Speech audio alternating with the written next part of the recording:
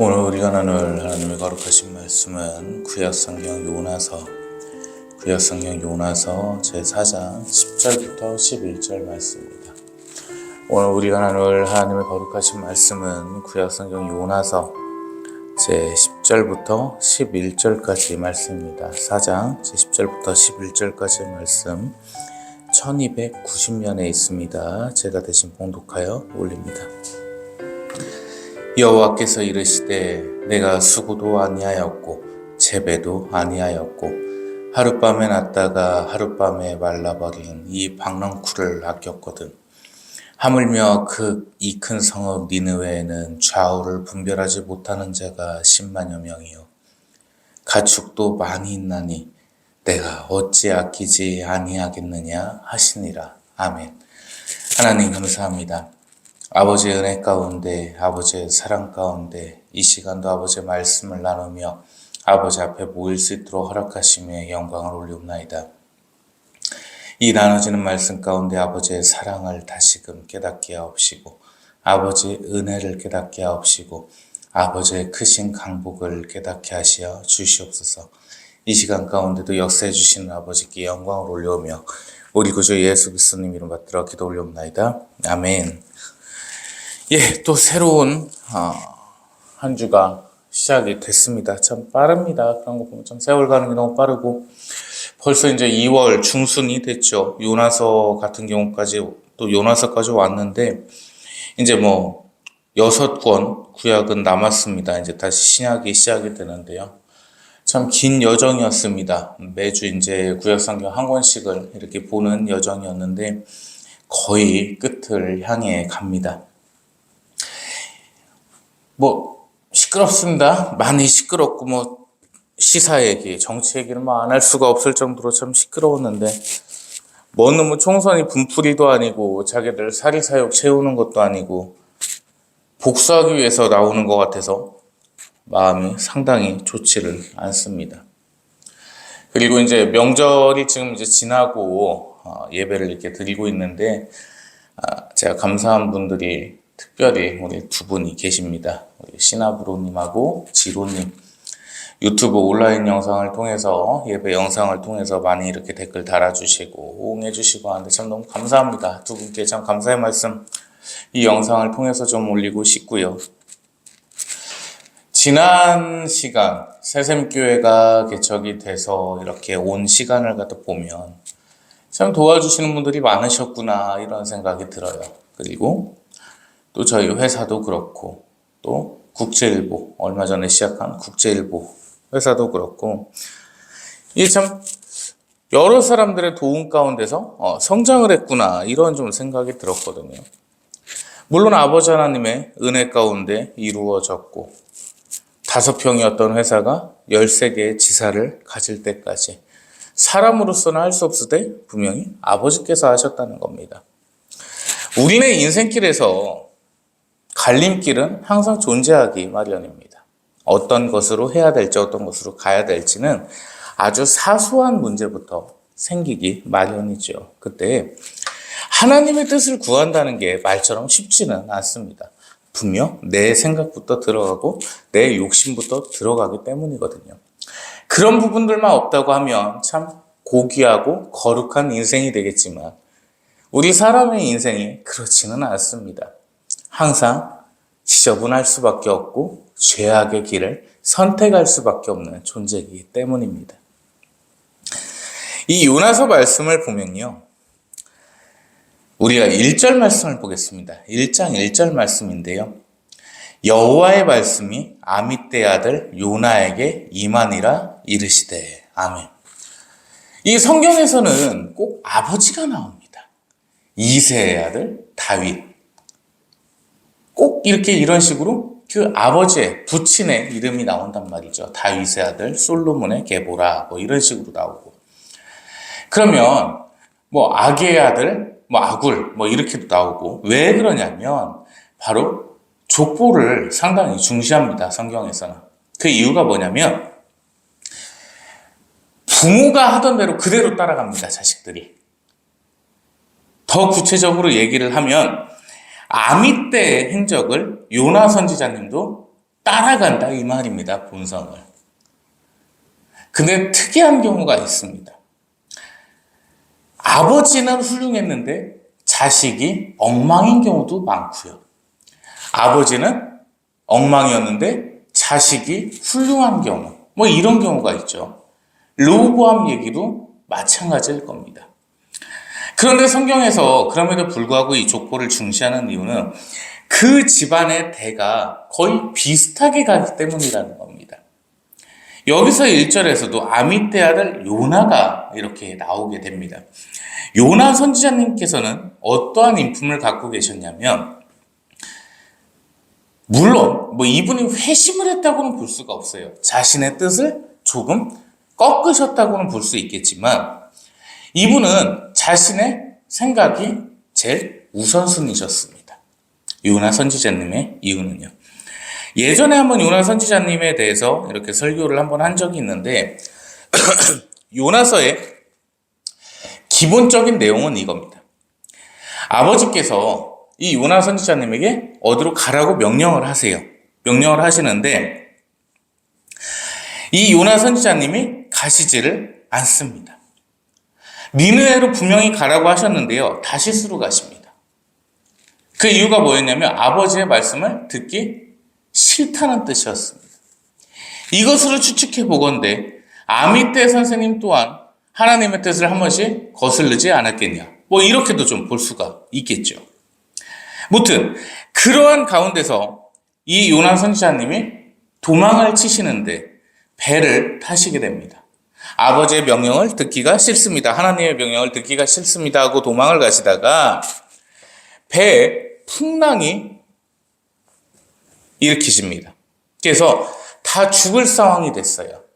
그래서 배에 있는 사람들이 자신만의 신에게 기도를 하기 시작합니다.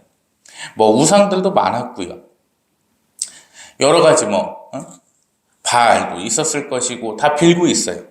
그 빌고 있는데 요나 선지자님이 주무시고 계셨습니다. 배의 제일 밑칸에서.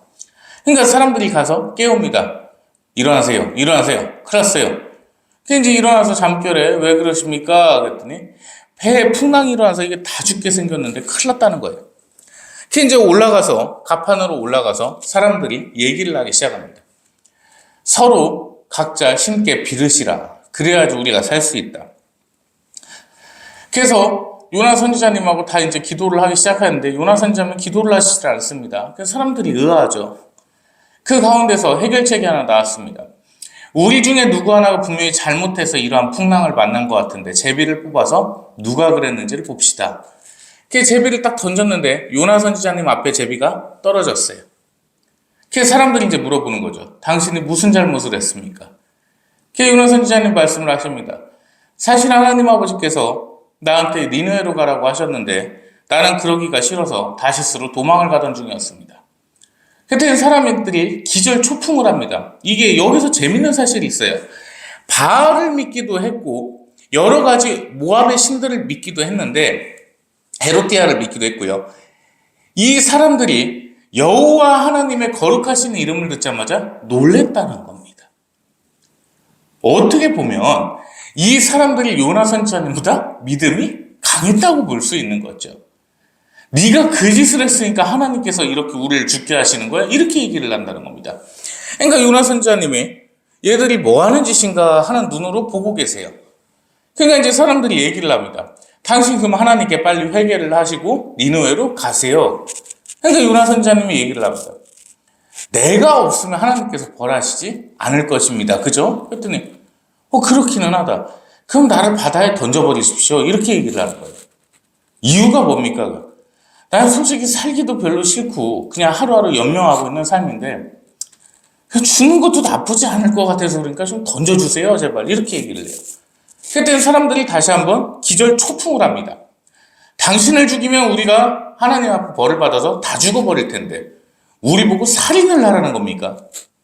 그때 요나 선지자님이 그런 거죠. 반은 자살입니다. 내가 죽고 싶다고 했으니까. 그래서 사람들을 요나 선지자님이 설득을 하기 시작합니다. 무슨 설득을 하냐면 나를 죽여달라고 설득을 합니다. 그래서 사람들은 어쩔 수 없이 이 요나 선지자님을 팔과 다리를 잡고 바다에 던져버렸어요. 근데 이 요나 선지자님이 빠지자마자 큰 물고기에게 먹히십니다. 고래일 거라고 추측을 합니다.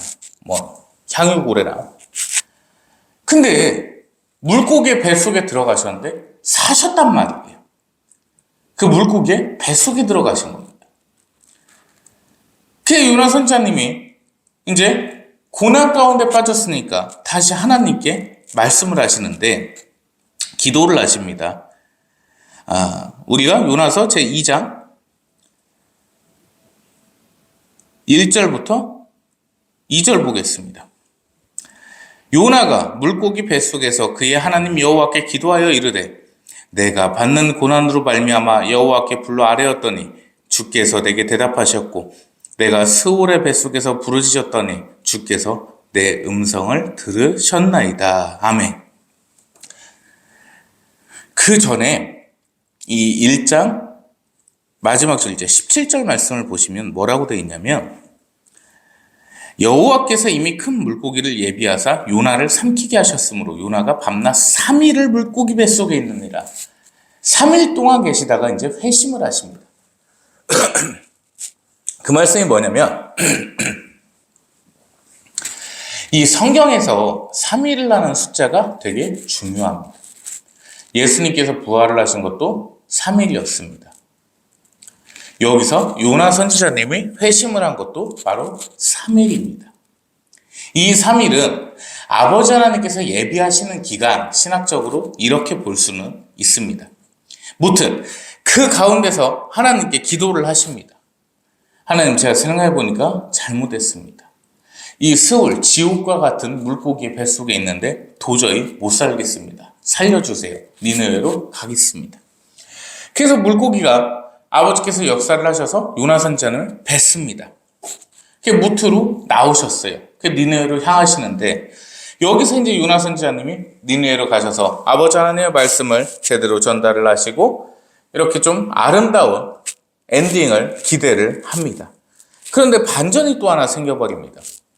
니느웨는요, 거의 열흘 정도를 돌아야지 돌 수 있는 매우 큰 성이었습니다. 거기서 사람들 한 명씩 만나고 하다 보면 열흘 정도가 걸린다고 보거든요. 그런데 니느웨 성읍으로 들어가셔서 뭐라고 말씀을 하시냐면 아버지께서 지시하신 건 이거였어요. 니느웨가 지금 타락에 빠졌고 음란에 빠졌고 아버지 하나님을 등 돌리는 적의 마귀의 위치에 섰기 때문에 그들이 멸망을 할 거라고 이야기를 하라고 선포를 하라고 시키셨습니다. 그래서 한 명 한 명을 찾아가서 그들에게 회심할 것을 권고하라 이렇게 하셨는데 요나 선지자님은 그 열흘이 걸리는 것을 이틀로 단축시켜 버리셨습니다. 그냥 성읍에 들어가셔가지고 이쪽에서 한마디 툭 하시고 저쪽에서 한마디를 툭 하십니다. 단 한마디였습니다. 니들 멸망한다. 이게 이제 한마디가 끝이었단 말이에요. 그 이제 사람들이 달려오죠. 위정자들이나 관리자들이 달려옵니다. 선지자님이십니까? 근데 왜 저희가 왜 망하는 겁니까 도대체? 리젤을 네가 알렸는데 왜 내가 그거를 알려줘야 되나? 그러고서 이제 또 가시는 거예요. 이동을 계속 하신단 말이에요. 사람들은 미쳐버리는 겁니다. 우리가 망한다는데 왜 망하는지 이유라도 알아야 회심을 하든 뭐를 하든 할 텐데 이유를 안 알려줘요, 선지자가. 그래서 요나 선지자님을 붙잡고서 애걸복걸을 합니다. 제발 이유만 좀 알려주세요. 싫어, 나 저쪽 가야 돼, 귀찮아. 그러고서 이틀 만에 싹 돌고서 나오십니다. 나오셔가지고 그 성읍이 보이는 언덕에 올라가세요. 이게 구연동 아닙니다. 성경에 있는 얘기 풀어서 해드리는 거예요, 그대로. 중간에 들어오시는 분은 이게 구연동인가 싶을 텐데 성경에 있는 얘기예요. 동산에 올라가고 돗자리를 싹 피시고 거기에 앉으십니다. 그래서 아이고 저 새끼들 저럴 줄 알았어, 저거 어떻게 뒤지나 보자. 그러고서 다 불타기를 이제 기다리고 계셨습니다. 그런데 이 니느웨 통치자들이 이야기를 합니다. 아무래도 하나님을 우리가 대적한 것 같습니다. 음란했던 것 같고 많이 음탕했던 것 같으며 많이 부족했던 것 같습니다. 우리의 사리사욕을 채우기에 혈안이 돼 있었고 우상을 숭배했고 하나님 쪽에 서 있질 않았습니다. 이게 우리의 죄악인 것 같습니다. 그래갖고 왕까지 베옷을 입고 굵은 베옷을 입었다는 것은 하나님 앞에 엎드리는 겁니다. 그 베옷을 입고 가축들마저 울부짖으며 하나님께 회심의 기도를 합니다. 하나님, 정말 잘못했습니다. 우리가 하나님 앞에 많은 죄악을 지어서 우리가 멸망되게 됐습니다. 아버지, 정말 용서해 주십시오. 새로운 삶을 살아가겠습니다. 저희의 죄악을 하나하나 고할 수가 없습니다. 왜? 모르니까. 그런데 아버지께서 마음을 주셔서 감화감동을 해주신다면 아버지 앞에 어떻게든 저희가 열심히 새롭게 잘 살아가겠습니다. 제발 살려주십시오. 이렇게 눈물의 회심의 기도를 한단 말입니다. 그랬더니 하나님께서 어떻게 하십니까? 재앙을 바로 거두어 버리십니다. 요나 선지자님은 이틀이 되고 3일이 되고 4일이 되고 5일이 되니까 점점 지치기 시작하십니다. 빨리 불타가지고 저게 없어져야 되는데 안 탄단 말이에요. 계속 그대로 있습니다. 그러다가 아버지께서 재앙을 거두시니까 요나 선지자님이 화가 나셨습니다. 아니, 저딴 놈들을 갖다가 살려두시는 분이 무슨 하나님이십니까? 공의의 하나님이시고 정의의 하나님이시면서요. 저 죄악이 많은 놈들을 갖다가 살려두신다고요. 그 요나 선지자님이 매우 화가 나셨는데 우리가 4장 1절 2절 말씀 한번 보시겠습니다. 요나가 매우 싫어하고 성내며 여호와께 기도하여 이르되 여호와여 내가 고국에 있을 때 이러하겠다고 말씀하지 아니하였나이까. 그러므로 내가 빨리 다시스로 도망하였사오니 주께서는 은혜로우시며 자비로우시며 노하기를 더디하시며 이내가 크시사 뜻을 돌이켜 재앙을 내리지 아니하시는 하나님이신 줄을 내가 알았음이니이다. 아멘. 이 말씀이 뭐냐면요, 이 거룩하게 요나 선지자는 기도를 하시는 게 아니고요, 아버지께 따지십니다. 이럴 줄 알았어요, 내가. 그래갖고 안 간 거예요. 왜? 내가 가갖고 멸망한다고 그 고생을 해서 가봐야 어차피 회심하면 용서하실 거잖아요. 그럼 내가 고생할 필요가 없어서 안 간다고? 나는 이미 알았다니까. 이럴 줄 알았어요. 그러면서 요나 선지자는 뭐라고 고백을 하시냐면 주께서는 은혜로우시고 자비로우시며 노하기를 더디하시고 인애가 크셔서 재앙을 내리지 아니하십니다. 너무 자비로우신 하나님을 고백을 하십니다. 근데 요나 선지자님의 뜻은 이거예요. 어차피 이럴 거면서 왜 나를 고생하게 했습니까? 어차피 용서해 줄 거면서 왜 망한다고 얘기하라고 했습니까? 그래갖고 나 다시스로 도망간 거예요. 왜? 내가 가서 고생해봐야 멸망 안 할 거니까. 이 말씀을 성내면서 하나님께 따지셨습니다. 그러다가 이 요나 선지자님이 잠에 들게 되는데 햇빛이 매우 쨍쨍하게 내리쳤습니다. 그런데 하나님께서 그 요나 선지자님이 편안히 잘 수 있게끔 호박 넝쿨을 그 위로 생기게 하십니다. 그래서 그늘이 져서 시원하고 그늘진 곳에서 잘 잘 수가 있었어요. 그러다가 아침에 일어났더니 이 호박 넝쿨이 다시 말라버렸습니다. 그러면서 이 요나 선지자님이 하나님께 말씀하시죠. 제가 이 지금 햇빛도 이렇게 막 뜨겁고 죽어서, 이 호박 넝쿨이 죽어서 진짜 그냥 살기가 싫은데요, 하나님. 그냥 죽여버리시면 안 될까요, 제발. 도저히 이 땅에서 좀 살기가 싫습니다. 제발 좀 한 번만 죽여주시면 안 될까요? 이제 죽여달라 또 간청을 하십니다. 그러자 하나님께서 오늘 본문 말씀을 하시는 겁니다. 요나야, 이 박넝쿨이 없어졌다고 해서 내가 그리 서운하면서 나에게 화를 내느냐? 하물며 저 니느의 성읍에는 아무것도 모르는 분별을 못하는 자가 12만 명이고 가축들도 있고 내가 귀하게 지은 애들이 있는데 그들이 잠깐 실수를 하고 죄를 졌다고 해서 다 죽여버리느냐? 이 호박 넝쿨도 겨우 몇 시간을 쓸 거였는데 네 그 편안한 잠을 위해서 햇빛을 가려주기 위해서 잠깐 쓰는 용도였는데도 내가 무럭무럭 자라게 물과 영양분을 공급해 주지 않았냐? 하물며 내가 만든 저 귀한 자들을 한꺼번에 죽일 수가 있겠느냐? 나는 그렇게 하는 자가 아니다 라고 말씀을 하십니다. 이 말씀을 조금 풀면요, 한낱 풀떼기조차도 하나님의 은혜로 키우시는데 하나님께서 무엇보다 귀하게 창조하신 사람과 동물들이 있었습니다. 그 사람들이 죄를 짓는다고 해서 한꺼번에 죽인다라고 한다면 인내의 하나님이 아니시라는 겁니다. 하나님은 그러신 분이십니다. 아버지의 마음을 갖고 계신 누구보다도 훌륭하신 아버지시기 때문에 언젠가는 돌아올 것을 믿고서 기다려주시는 분이십니다. 그리고 손수 만드신 사람이 언제나 회심할 수 있도록 하나님 앞에 나아오기를 기다리신다는 거죠. 그러면서 복에 복을 더하사 은혜 위에 은혜를 더하신다는 겁니다. 요나 선지자님에게 호박 넝쿨을 통해서 이것을 알려주셨습니다. 이 요나 선지자님은 뒤의 내용은 이 4장에서 더 이상 11절 이후에 나오지는 않지만 크나큰 회심을 했을 거라 우리는 보고 있습니다. 회심을 안 한 사람은 이 성경에서 큰 역할을 하지를 않습니다. 이 성경 자체가 그렇습니다. 회심을 한 인물만이 주인공이 될 수 있고 우리에게 교훈을 내려주는 이 성경의 한 권으로서 쓰여지게 되는데 요나 선지자님 또한 그렇습니다.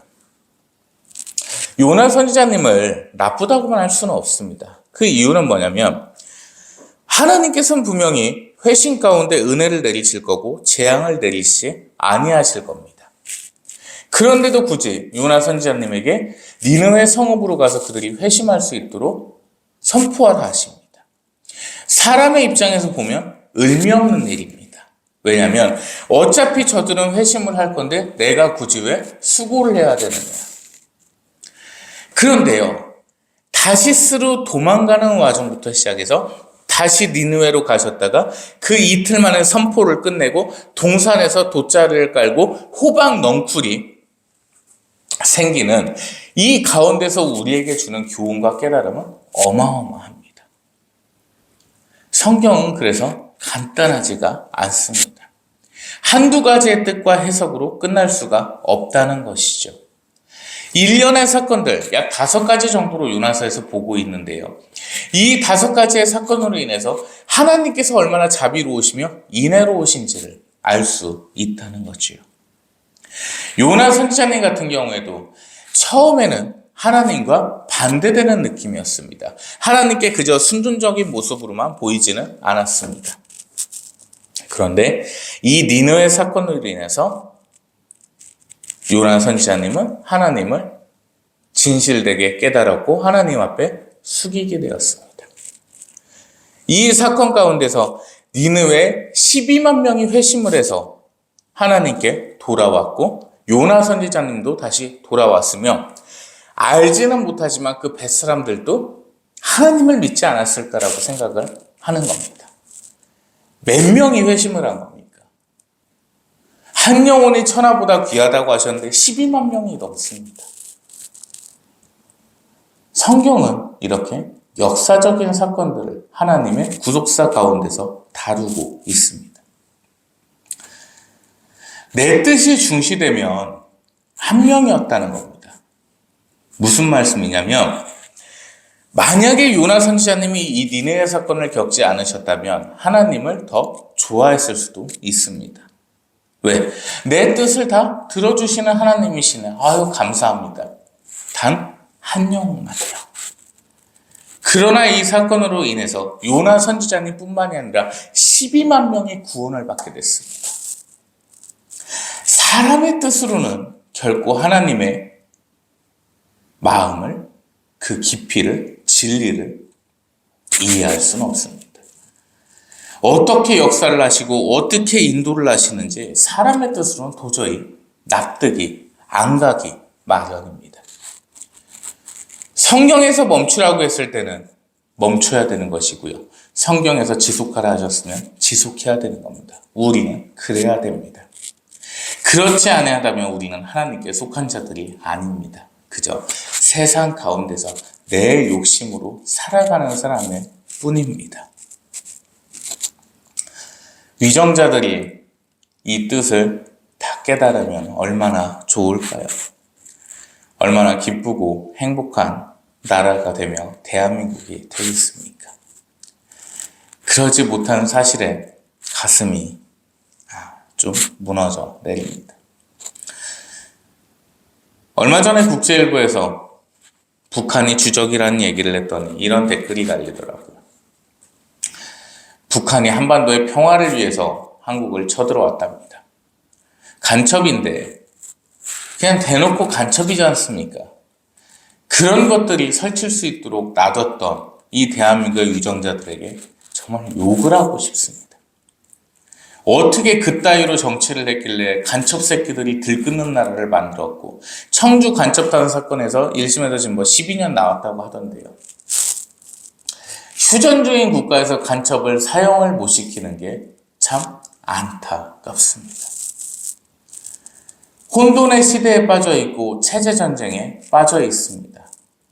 황연필이는 역사 강사를 하면서 역사를 배우는 게 수준 높은 반미를 하기 위해서라는 망언을 퍼뜨렸습니다.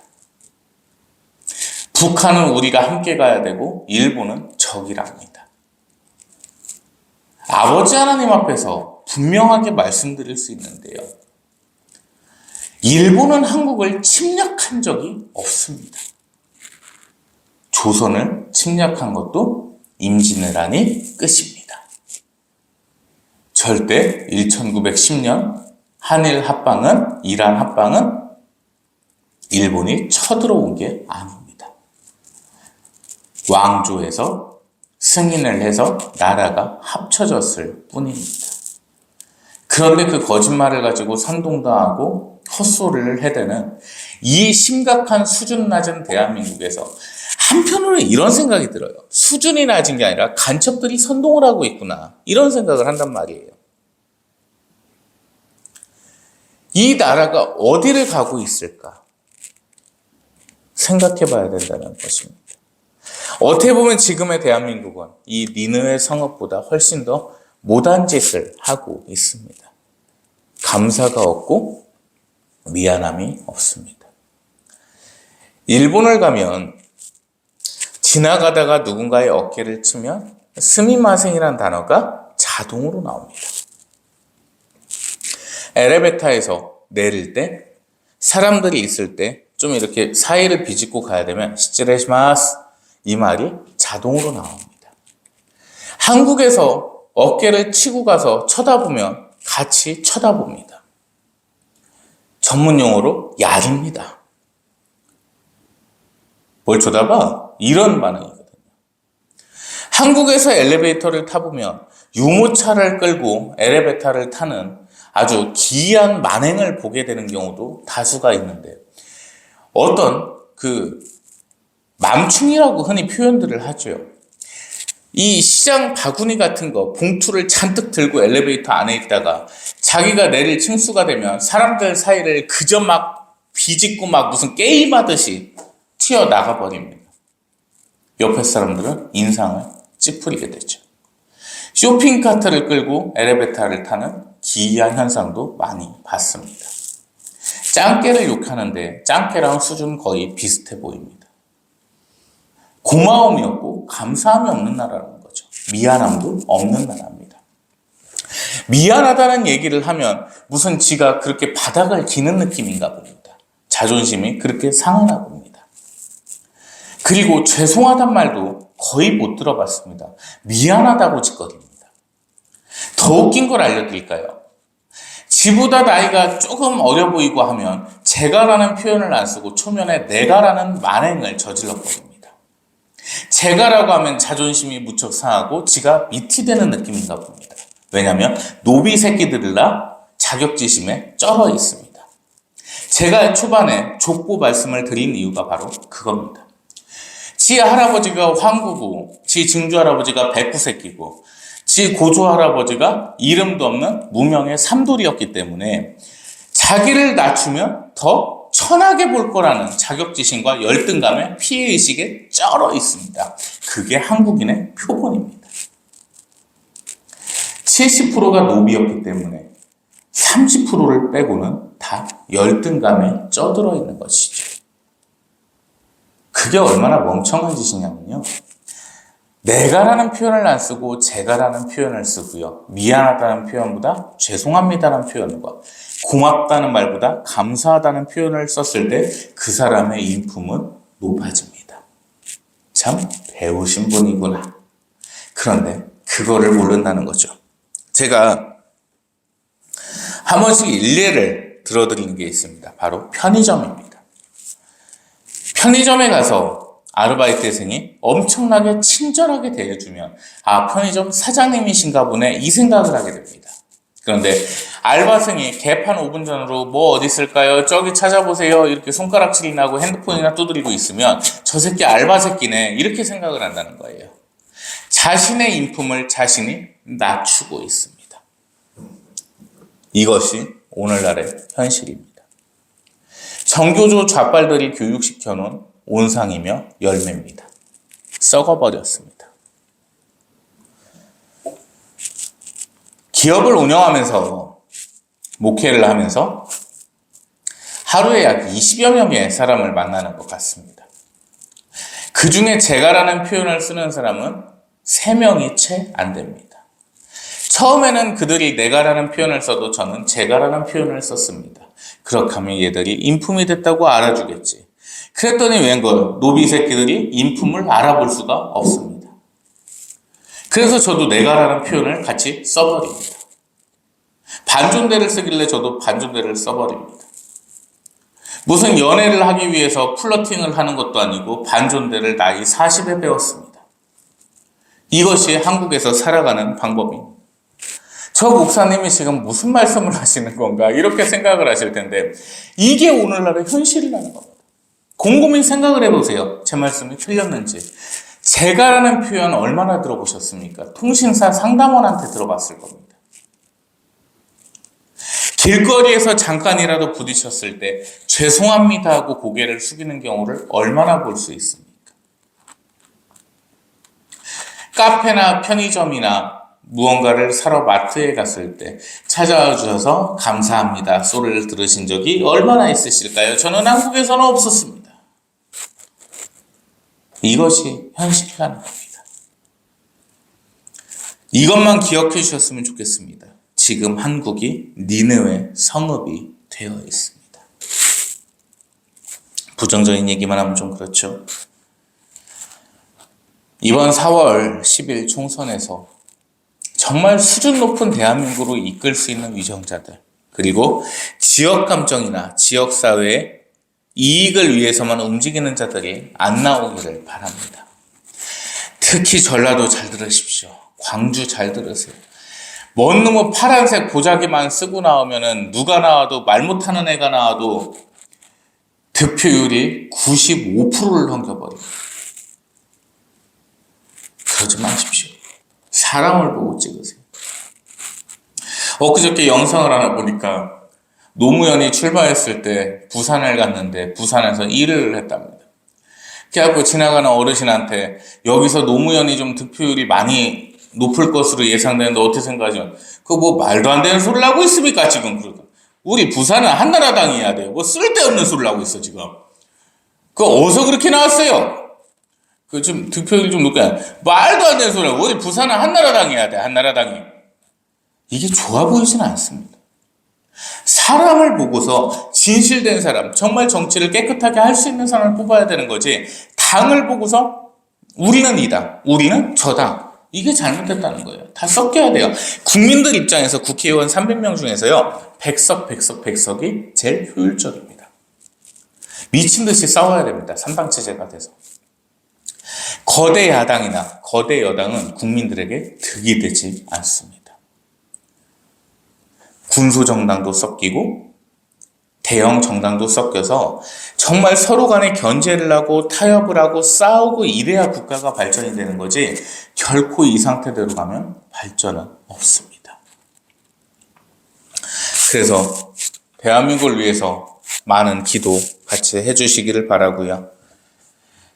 이 한 주도 기쁠 겁니다. 아버지의 은혜 가운데 기쁠 거고 우리의 어려움들 다 해결해 주실 겁니다.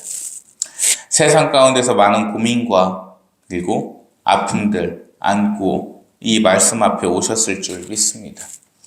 우리 새샘교회 성도님들 앞날에 늘 하나님께서 함께 해주실 겁니다. 그리고 하나님께서 늘 강복해 주실 것이고 마음의 모든 고민들을 해방시켜 주실 것이며 근심들이 기쁨으로 찬양으로 변하게 하실 겁니다. 그분이 우리 아버지십니다. 특별히 오늘 지난주에 이제 우리 이하영 전도사님 출마 선언하셨는데요. 이제 이번 주에 예비후보 등록을 마치십니다. 그래서 뭐 도와드린다고 사실 제가 힘들었어요. 제가 많이 힘들었는데 거의 보좌관이 된 것 같아가지고. 해군 출신입니다. 이제 영상 보시는 분들 아시겠지만 세종시 갑에서 출마를 하시는데 자유통일당으로 출마를 하십니다. 국민의힘에 이제 오래 계셨는데 5.18부터 시작해서 아주 쓸데없는 짓거리를 보고서 도저히 국힘과는 함께할 수 없다는 생각 가운데서 자신만의 소신을 가지고 자유통일당에 가셨고 여기 세종특별자치시당 여성특보를 맡고 계십니다.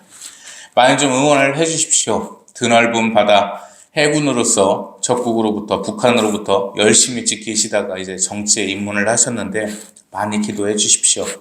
국제일보도 잘 이끌 수 있도록 기도 많이 해주시고 나라가 살아야 됩니다. 나라가 살아야 되고 우리 이하영 전사님도 서민들 퇴근길에 고기 한 건 사갈 수 있는 여유 만들어 드릴 수 있는 따뜻한 정치인 되시기를 간절히 바라며 예수 그리스도님 이름 받들어 강권합니다. 그래서 우리 성도님들 이 한 주도 기쁘실 겁니다. 기쁜 일만 가득하실 거고 한바구음만 터지실 줄 믿습니다. 그래서 다음 주일날 이 예배 시간에는 하나님을 더욱더 찬양하는 시간 되기를 바랍니다. 기도합니다. 하나님 감사합니다. 은혜 가운데 사랑 가운데 아버지께 배달립니다. 아버지에 을진합니다. 아버지를 의존합니다.